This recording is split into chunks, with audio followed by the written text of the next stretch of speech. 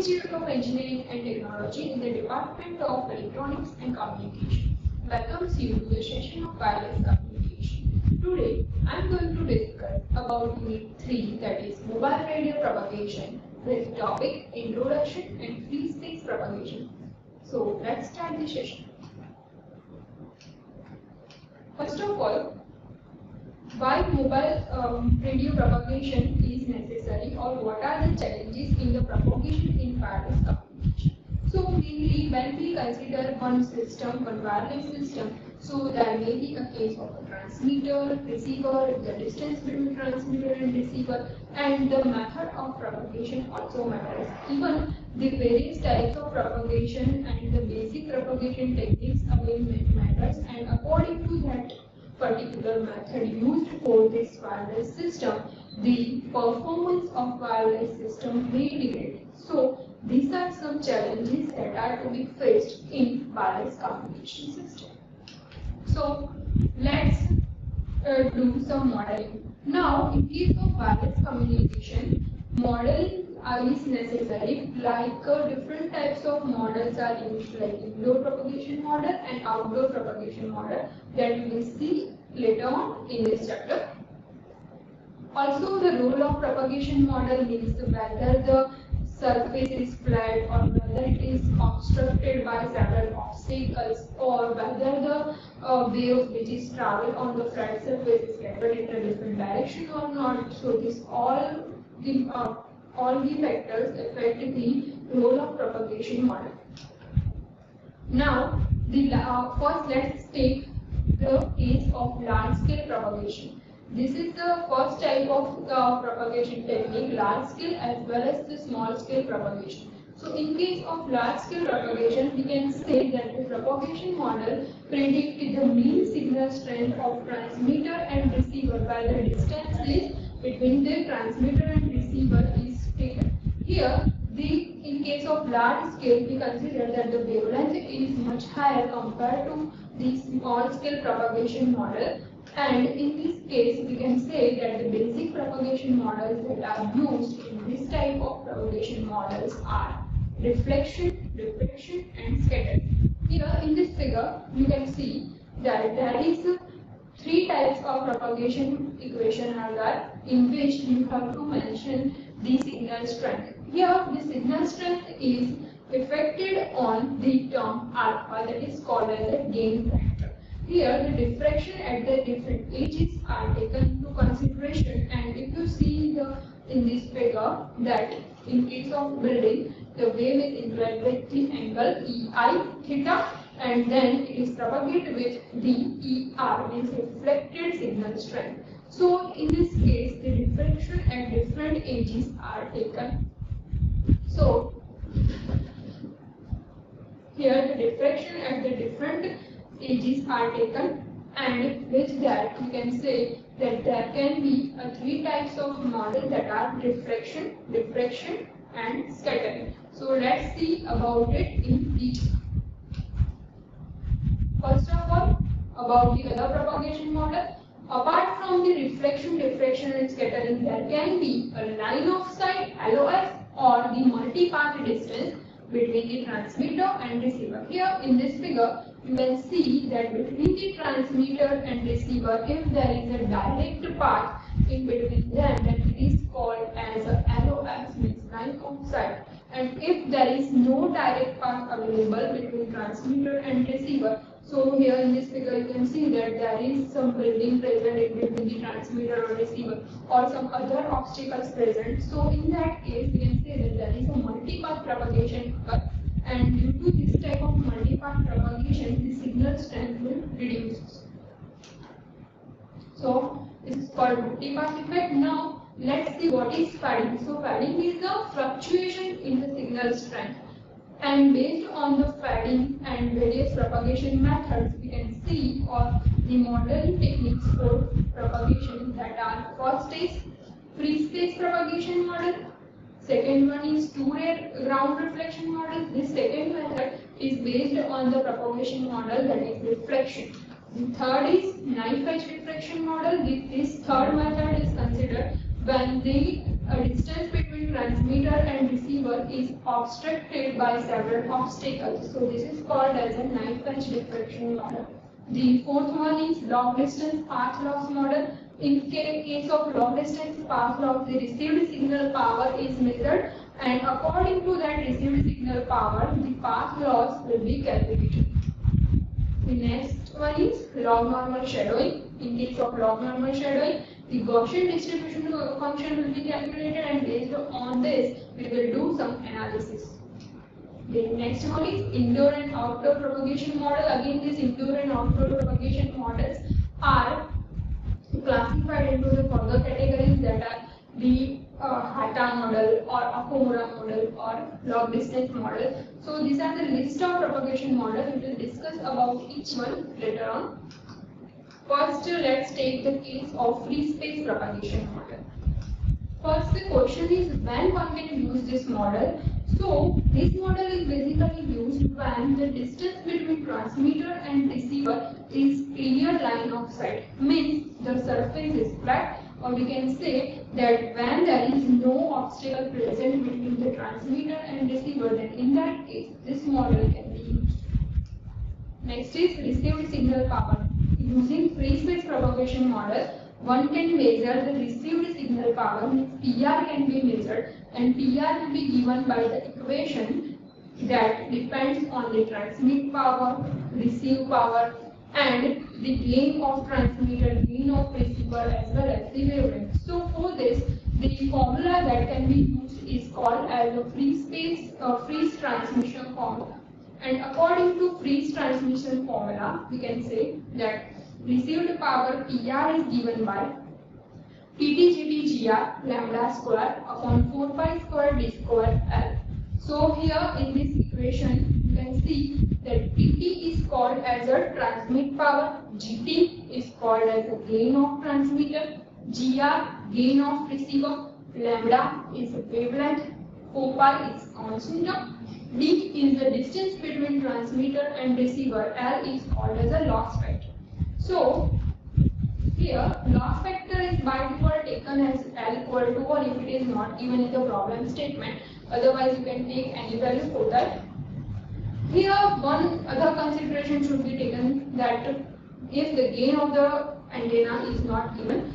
Now if we talk about the gain of antenna, that can be either the transmitter side or can be a receiver side. So that gain can be calculated based on the aperture of antenna, and it is given by the equation, that is G equal to 4 pi AE upon lambda square, where AE is called as a effective aperture and lambda is called as a wavelength. So here again you can calculate the gain of antenna based on the effective aperture, and again this effective aperture is based on the aperture efficiency that can depend on the physical aperture of antenna. Either it can be on transmitter side or it can be on the receiver side. So it will depend on the aperture of antenna and physical aperture. So basically the aperture efficiency is the multiplication of effective aperture and physical aperture. Now the effective isotropic radiated power. For the effective isotropic radiated power, we can use the median antenna, or we can say that if the antenna will transmit in all the directions equally, then it is called as an isotropic antenna, and for that we can say that it is given by the PT into GT, where PT is called as a transmit power and GT is a gain of transmit. Here again the path loss for the free space model can be calculated using the freeze transmission formula, and freeze transmission formula is based on the received power. So if we know about the received power, one can easily calculate this path loss, because path loss is a factor of the distance between the transmitter and receiver, and the term constant 4 pi. So here the path loss will be given by the tan log of PR upon PT, means depends on the received power as well as the transmit power. Here if you see the equation, that equation is minus tan log of lambda square upon 4 pi square d square. So So here you can also use the equation like tan log 4 pi d upon lambda square. This negative sign is because of the term that is in the denominator. So you can either use the formula tan log of 4 pi d upon lambda square, or either minus tan log of lambda square upon 4 pi square d square. Here in this equation, the unity gain of antenna will be taken, and for the unity gain antenna, we can say that GT and G are equal to 1, means the antenna that is taken is the isotropic antenna. It is applicable for the far field region. For the far field region, we can say that it is also called as the Fraunhofer region. Fraunhofer region is the last region for the operation of the antennas, that is called as when the distance is above 2d square upon lambda, where d is the largest dimension of antenna and lambda is called as a wavelength. So this Fraunhofer region is the largest dimension for the antenna taken, and it depends on only on the largest dimension as well as the wavelength of antenna. Now based on this, let's take one example. For this, consider the problem statement that we find the far field region for the antenna with maximum dimension of 1 meter operating at 600 MHz. So here in this question, the frequency is given, that is 600 MHz. The maximum dimension is given, that is 1 meter. So for this, you have to calculate the far field region. Now we know that the far field region is given by the factor 2d square upon lambda, where d is the maximum dimension or major dimension, and lambda is wavelength. Here the frequency is given, so you can easily calculate the wavelength. So wavelength lambda is given by c upon f, means the free space speed divided by the frequency. Here the free space speed is 3 into 10 raised to 8, because here the velocity is not mentioned in the question, means the wave is traveling in the free space. If wave is traveling in the free space, then the equation for lambda is given by c upon f. So c is 3 into 10 raised to 8 and f is 600 MHz. 600 into 10 raised to 6 means the answer is 0.5 meter.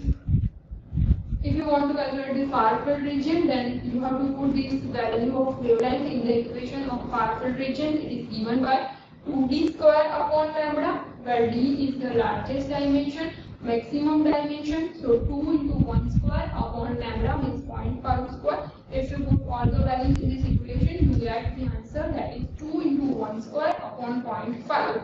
So you get the answer, that is 4 meter. So this is the far field region where the antenna can be operated. Now let's take another example for this. Here in the problem statement, consider that if the transmitter is producing a 50 watt of power, express the transmit power in the units of dBm and dB volt.